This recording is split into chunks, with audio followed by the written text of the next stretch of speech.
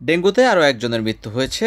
এ নিয়ে সারা দেশে আক্রান্তর সংখ্যা 434 জন। গত 24 ঘন্টায় ডেঙ্গুতে এই মৃত্যুর ঘটনা ঘটেছে। একই সময়ে আরও 434 জন হাসপাতালে ভর্তি হয়েছেন। সোমবার স্বাস্থ্য অধিদপ্তর ডেঙ্গু বিষয়ক প্রতিবেদনে এই তথ্য জানানো হয়। এতে বলা হয়, রোববার 10 আগস্ট সকাল 8টা থেকে সোমবার সকাল 8টা পর্যন্ত ডেঙ্গু আক্রান্ত হয়ে একজনের মৃত্যু হয়েছে। এ নিয়ে চলিত বছর মোট 102 জন মারা গেলেন ডেঙ্গু রোগে।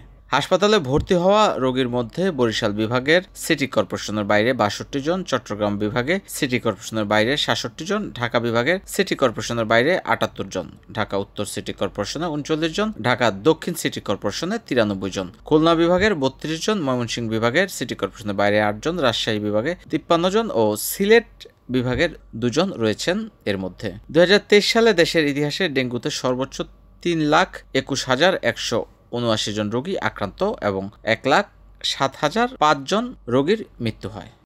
NN TV, Narayanganj.